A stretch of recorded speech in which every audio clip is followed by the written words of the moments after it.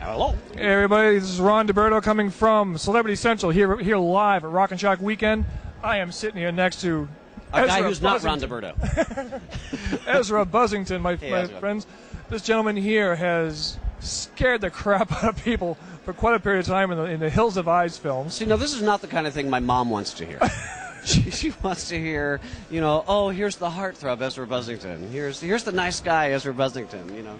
It must be really tough that the only time people actually recognize you is when you're under latex. Yeah, seriously, I'm that guy. What's good about it is in L.A. I can eat absolutely anywhere and not be bothered. I can walk down the street and not be bothered. I can sit at conventions and not be bothered.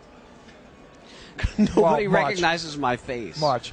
They totally never recognize my face because I do a lot of prosthetic work. Though I've done a lot of other films too where my face is visible, and that's starting to happen more and more. Right. And it's a love-hate thing. I like it, but I also kind of don't like it because you lose privacy. Now, you actually have worked really close with Rob Zombie. I sure have. What is it like working with a man who is basically redefining horror as we know it? I got to tell you, for me, I can only speak for me.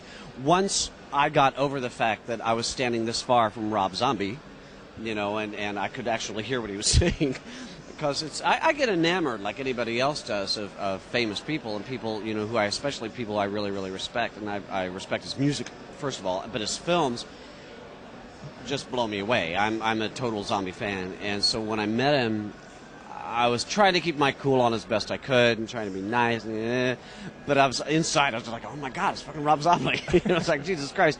What's it like? I wrote him actually not too long ago, right before the movie opened, just to thank him for including me in whatever small way in, first of all, the iconographic status of Halloween. Right. Number one. Number two, to be attached to somebody who, like you just said, is helping redefine the horror genre, and in a very positive way, in my opinion.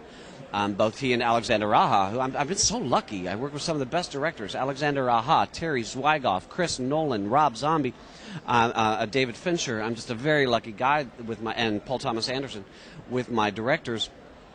And what I went into film for to begin with, like maybe about 10 years ago, actually, my first film was 10 years ago, Fight Club, is the sense of history that you get with being in a film as opposed to theater, which I've done for years, and which you get pleasure out of. Right. And it's a great art form, and it's a wonderful training ground. But for film, I like the fact that it's going to go on without me for a long time, and people will see the Ezra Buzzington style and feel for years and years and years into the future, and to be attached to the greatest names is a blessing. Seriously. Where did you start off at? What was your first role as far as in a major motion picture? In a major motion picture, my first role was in Fight Club, my very first film. I moved to L.A. from New York City, having done theater for a really long time, and decided, well, you know what, I love theater, but I'd rather make a living. So I go to L.A., and luckily enough, I was booked into David Fincher's Fight Club. I had no clue who he was. Right. I met him, nice guy, first of all. I've done two with him now. Zodiac was the second one I worked with him, but me, along with 30 other people, were eliminated from that film, which sucks. And I don't have a screen capture yet, but I'll get one. It was nothing I did. But what was I going to say? Oh, I didn't know who David was, and I'm at an audition, like after I shot the movie with... Are we in L.A.? Is that an earthquake? I don't know. Man, that was great. Start shaking on camera here. Here we go. Don't do that. Damn, man. Lawsuit. We'll just bleep that out later. Yeah, what happened was I was at an audition like a couple weeks after we shot Fight Club, and I'm telling some chick I'm talking to, I was like, blah, blah, blah, I just did this show, I'm with David Fincher. And she went, you fucking shot with David Fincher? And I'm like, yeah. Who is he? I really didn't have a clue. That's how new I was to it. And then as soon as I did know, I was just kind of like, yeah, I worked with David Fincher, He's a great guy. He was very cool, very funny. And the great ones really are the best ones to work with, I've found. I have yet to meet any, frankly, asshole people who are talented. Seriously.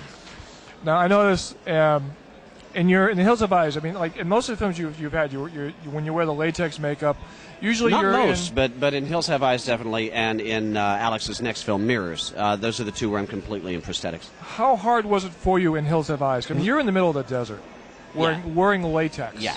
That must have been excruciating. You know what? You would think it would be, but first of all, we got lucky in terms of the weather when they were shooting my stuff. Okay. Second of all, Greg Nicotero's a genius, and the stuff that's used on this stuff. I don't know if there's a reflection or what, but that kind of stuff It looks like it would be hotter than holy hell. Right. But I got to tell you, it's really kind of not. I don't know what they used. I couldn't tell you. You'll have to ask Greg if you haven't already. It was form-fitted, first of all, and very light.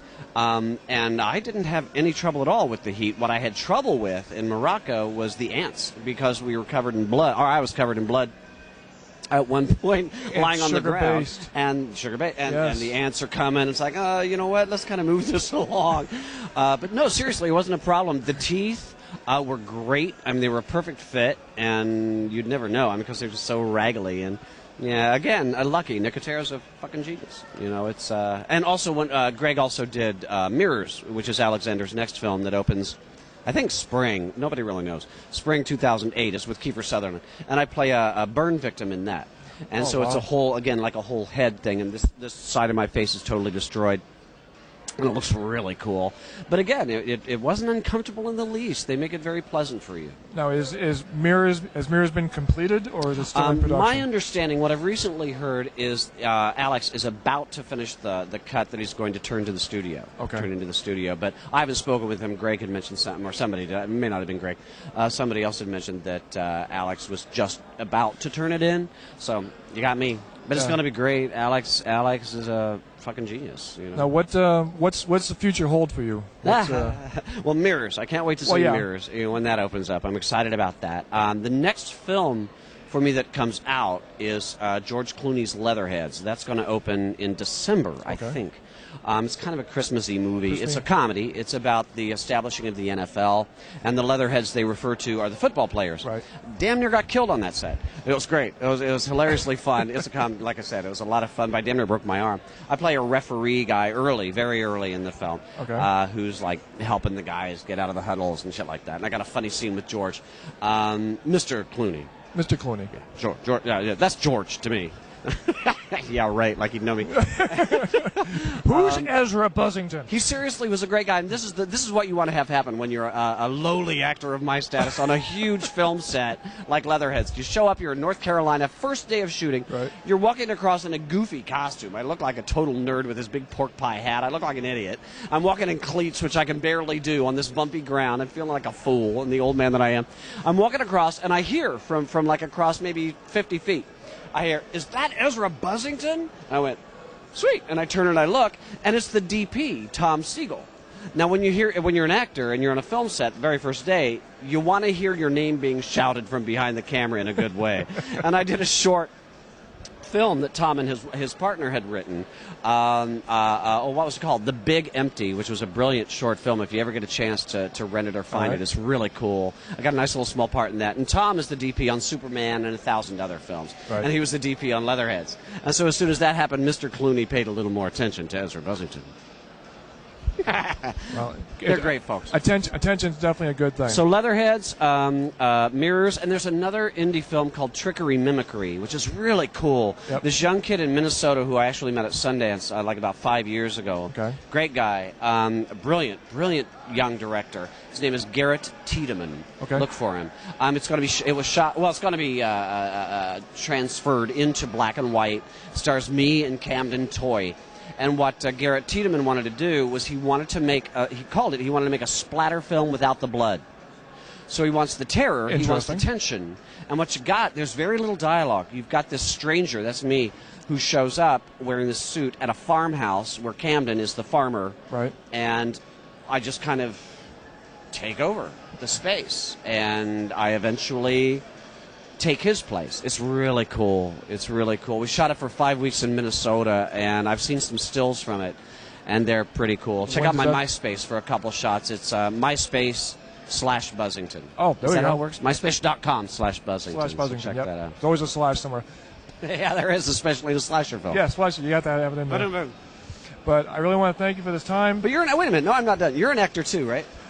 I've done some stuff on local access television, but I've never actually been behind the camera as far as in a feature film yet. So what was it like to work with Ezra Buzzington? Oh, Ezra's an absolute genience. Is he? I've heard he's a dick. No. This guy deserves an Oscar. He deserves to have his own award. Nice. Everybody has an Oscar. There needs to be an Ezra award. Tell a friend. Ezra, thank you very much for being here. Appreciate it. Rock and Chalk. Awesome place. Check us out at rockandshock.com for next year's event. Hopefully Ezra will be back then too. I'll try and keep me away. There we go. Take care now. Take it easy.